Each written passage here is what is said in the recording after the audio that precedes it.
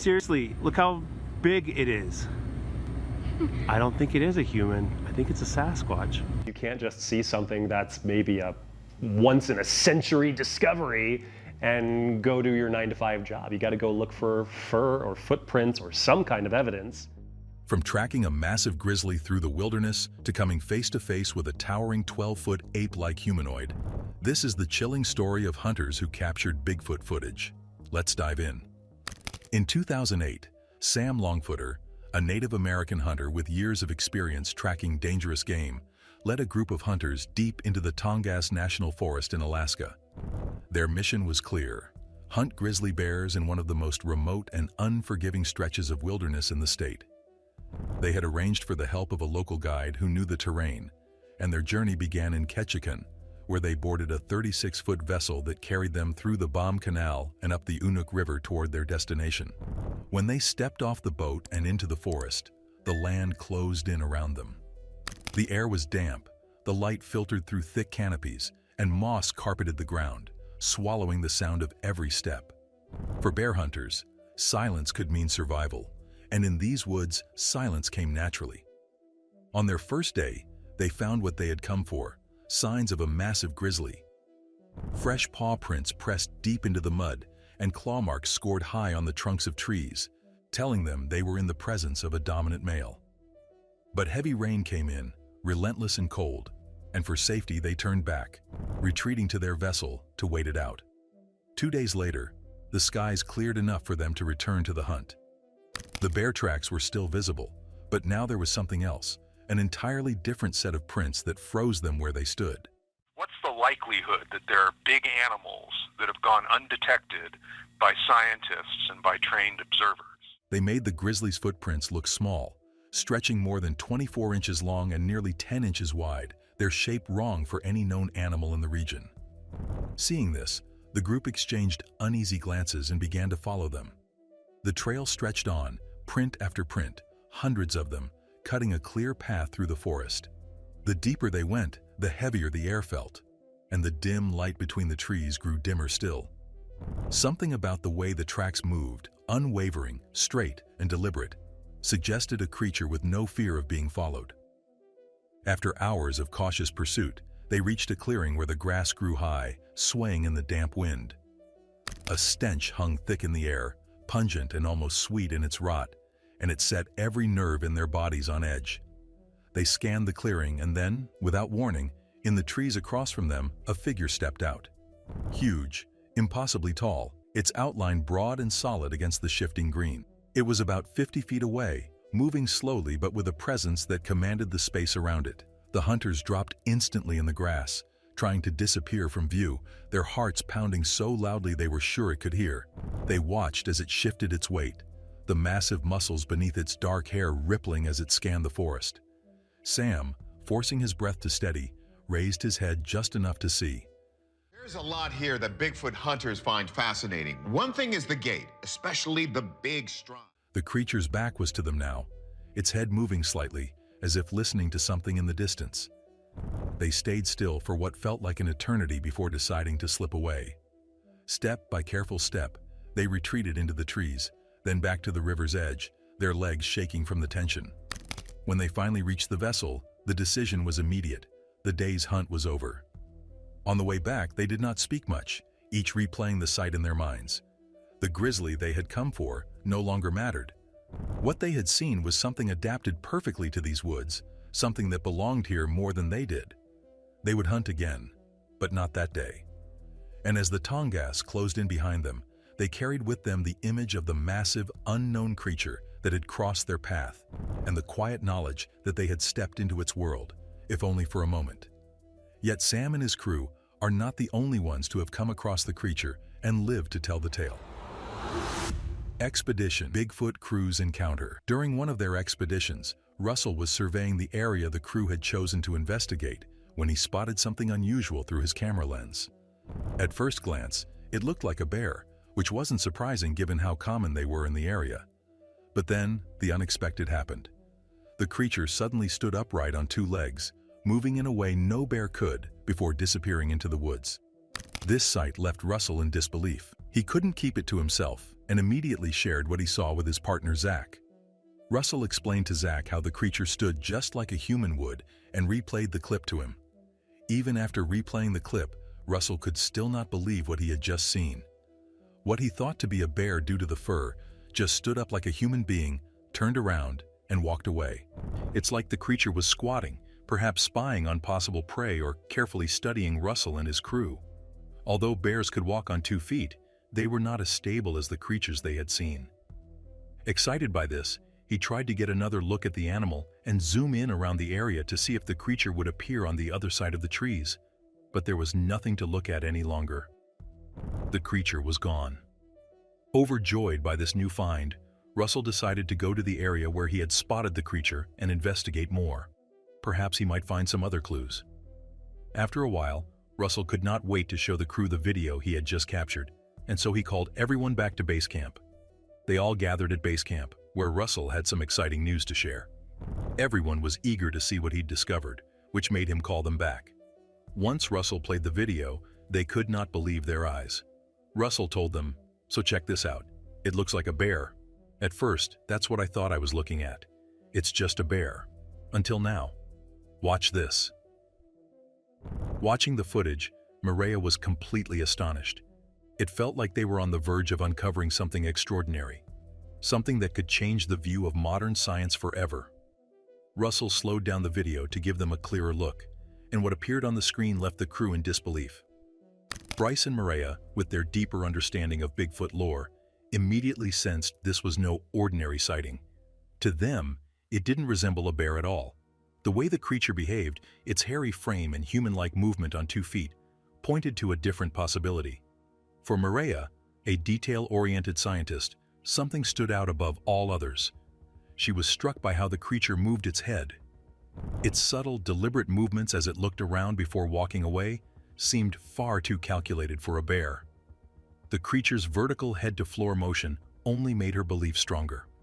With her expertise, she was certain no bear could move that way. Maria also considered the known animals in the area. None of them matched the movement captured on video. To her, this wasn't just unusual, it was a breakthrough. She truly believed that Russell's footage could hold a crucial piece of evidence for their research into Bigfoot's existence. And while the Expedition Bigfoot crew consists of believers trying to scientifically prove the existence of the creature, the next encounter came from a Bigfoot skeptic. Harley's chilling footage. Rocky Mountain Sasquatch Organization, RMSO, received another evidence report from Virginia. This time, the events of this amazing Bigfoot sighting and encounter happened on the southwest side of Virginia near the Kentucky border. Unlike many other cases, this one came with real evidence. Harley, the witness, managed to record strange vocalizations that echoed through the nights. Even more shocking, he caught the creature on camera one Monday as it watched him from a distance. Harley later found odd tracks about 50 yards from the sawmill where he worked. 2 days after that, he spotted a Bigfoot-like figure watching him from the cliffs behind the sawmill. But how did he find himself here? Harley Owens shared his encounter in a report to RMSO. He explained that he had photos of footprints and audio recordings of what he believed to be Bigfoot. Harley mentioned he was from Tennessee, but the experience happened in Virginia. He wasn't sure if the group covered that area, but he hoped to share his story. Harley's goal was to encourage others to come forward with their encounters, just as he had decided to do. Harley went on to admit that he had initially been skeptical about the existence of Bigfoot, but after he had his first-hand encounter with the creature, nobody would convince him that what he saw that day was anything but a bear. According to the report, Harley was working up there for almost 2 weeks. This was the location where it happened, in his workplace, and it happened on September 23, 2020, around 1:45 p.m. Additionally, the entire encounter lasted over 5 minutes, but to Harley, who was a skeptic by then, it felt like it lasted forever. One day, Harley took a break from the sawmill and walked to his service truck to grab a Coca-Cola from the cooler. It had been a busy morning and he needed to cool off. That week, Harley was working alone. The week before, though, he'd had 2 other guys helping him. As he opened his drink, he suddenly heard a low, growling sound. The noise came from the wood line, just a short distance from where he was standing. Harley looked toward the woods, scanning the area, but he couldn't see anything. The strange sound left him uneasy. It was not long before he heard it again, and up on the cliff, peeking out of the brush from behind a tree, there it was. Nothing. I heard it again, and up on the cliff, peeking out of the brush from behind a tree, there it was. When I would look, it would hide. Luckily, I got a picture. I don't know how to explain it, but the phone I had then just died. The creature kept avoiding him. Every time Harley tried to look, it would disguise itself in the woods. He managed to snap a picture, but something strange happened. His phone suddenly died. To this day, that phone still doesn't work properly. At first, Harley thought it was a bear because of its color, but the way it moved and behaved was nothing like a bear. This detail stood out to him and left him questioning what he had really seen. Harley shared his experience, recalling how he grew up in Tennessee, where bears were common. He mentioned seeing about a dozen black bears at the local dumps near his home. But what he saw that day was different. He described a creature peeking through the trees, appearing curious and intelligent. It didn't act like any wildlife he'd encountered before. Harley was certain that this was nothing like the bears he had known growing up. But the signs of the presence of the creature did not stop there. About an hour after dark, Harley heard a strange vocalization that evening. It was probably around 9:30 p.m. As the strange voices and sounds went on consistently, Harley decided to record them.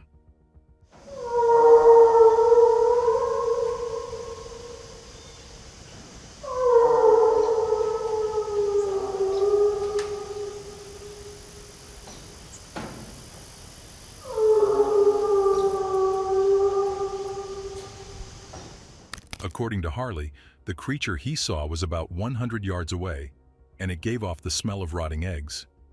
This was very strange for Harley, since he knew that bears did not give off such a characteristic scent. In the report, Harley admitted to remembering the smell and everything that day, and claimed that it had haunted him to the day he was making the report. It was as if all Harley needed was closure, to be told by someone else that what he saw was real, and it was exactly what he thought it was. For this reason, Harley went on ahead to tell RMSO that he had dedicated his life to try and put effort into the Bigfoot phenomenon and hoped to help others open their minds to share their own encounters. He then sent them a recording of the strange vocalizations from his phone, which he had placed on the compressor of his truck while recording that night. In his mind, he hoped that the research group would help him make sense of the voices he was hearing. After closely examining the multiple evidence sent to them by Harley, the RMSO responded to him. In the vocalizations recording, the RMSO crew said that they could hear creaking or machinery during parts of the audio, which made them question Harley and what was causing it. Harley explained what happened when he heard the strange vocalizations. He was sitting in his truck, logging everything people had bought and picked up from the week's auction. He also wanted to ensure no one came around after dark before heading to his hotel. He said it wasn't anything unusual for him to be alone in the sawmill late at night. It was just the wind blowing against the side of the old sawmill building. Yet that's not all. Following his encounter with the creature and the strange voices at night, Harley went out to dinner at the local food point and talked to some old-timers he found there. He mentioned what he had been experiencing and told them what was going on. At first, they were quiet for a minute, since they noticed that he was not a local, and they did not like speaking to strangers. But then, they referred to them as devil monkeys. In the report, Harley recalls that the owner of the sawmill told him a week prior that the woods had bears, snakes, and coyotes. But there were far worse things than that in these mountains. Hearing the locals tell him about the devil monkeys, Harley was shocked and told them that it sounded sinister and dark in nature. But Harley was so curious to let the name make him end his chase. As if to test the credibility of his story, RMSO asked Harley if anyone else at that work site or location had had any experiences or sightings that he knew of. In response, Harley said that he knew of nobody else besides him who had had such an encounter. He, however, added that this encounter was permanently recorded in his head, and to Harley, that's something he wasn't used to hearing. He then went ahead to give the RMSO a 3D map of the location. This is the location where it happened. This happened 3 years ago, September 23, 2020, around 1:45 in the afternoon. The entire encounter lasted over 5 minutes, and let me tell you, it felt like it lasted forever. As if trying to piece together what Harley had witnessed, The RMSO, aware that Harley had gone to get his drink and it was daytime, asked whether he had ever been able to estimate the height and width of the creature. Harley explained that it had been outside the sawmill, where they sold logging equipment, loaders, saws, various items inside the mill, and lumber. He said he stood at 6 feet 6 and weighed about 160 pounds, yet the creature was easily larger than him and strong enough to break him without effort. He had remained there to help load items for customers onto their trailers, and the gate, which he knew as the only entry and exit point, had been under his control. After auction days, he always locked it, only unlocking it again at sunrise the following morning. Looking at the photo of the creature that Harley sent them, the RMSO noticed the elevated walkway from the top of the sawmill. Harley explained to them that from the crane in the 3D map, one could see it to the left of the circle arm. But the questions did not stop there. When asked how far the tracks he photographed and filmed were from the sawmill, what had gone through his mind when he discovered them 2 days before seeing the creature and hearing the vocalizations, and what he thought had made them, Harley explained that the tracks were roughly 50 to 100 yards from the sawmill. He noted that in the video, towards the end, the sawmill could be seen in the background. At first, he found it strange, wondering who would be walking around barefoot in such a place, but when he placed his own foot beside one of the prints, it dwarfed his size 12 shoe. He had always heard the stories about Bigfoot and its tracks, yet seeing this with his own eyes began to shift his perspective, and after his first-hand encounter, he became convinced that the creature was real. My initial thought was that's odd. Who would be walking around barefoot? Then I put my foot beside the track and it dwarfed mine, and I wear a size 12, and I was just wondering about that. I had always heard the stories about Bigfoot and the tracks, and that opened my mind to the reality of them being real. Harley explained how eerie the encounter was, admitting he never would have noticed it if not for the growl. The sound caught his attention, and when he looked, he saw it moving through the brush. He described hearing it growl once, spotting the creature, and then hearing it growl again. What made the moment even more chilling was how clear the movements were. Harley managed to snap a picture of the creature, which he said turned out pretty good. Reflecting on the experience, even the RMSO admitted it was creepy that Harley heard the growl and saw it moving above him. That's when he saw it leaning out and went back behind the brush. Then it turned around and walked back the way it came and walked up the ridge. To Harley, the creature was bipedal, no doubt, and it was walking hunched over. These were the very characteristics of Bigfoot that the RMSO knew, and if it was not Bigfoot that Harley saw that day, then it was definitely a Sasquatch-like creature. Harley had managed to snap a picture of the suspected Sasquatch before it disappeared into the cover and climbed over the ridge. In the photo, Harley had used his phone's zoom, estimating the creature was over 100 yards away. When the RMSO crew examined the image, they decided to zoom in 200% and run it through several filters. They hoped to bring out more features and details. The team wanted to see if they could uncover anything unusual or revealing in the photo. According to the RMSO, a lot of animals are black because it's a great color for camouflage. This is because black absorbs light and helps the animal to melt into the background, making human eyes and minds think it's just the shadows of the environment. Upon zooming in 350% and running the image through the same filters as before, the RMSO crew noticed something. There was a shimmer surrounding the Bigfoot-shaped creature in the image, which may have been caused by light shining through the creature's outer layer of fur. When they took a look at the right side of the head region, they saw what appeared to be the profile of the front of its face and nose. I will now zoom in 350% and run this image through the same filters. I don't know if you've noticed, but there's a shimmer surrounding the Bigfoot-shaped creature in the image that may be light shimmering through its outer layer of hair. Take a look at the right side of the head region. It appears to be the profile of the front of its face and nose. Amazing photo.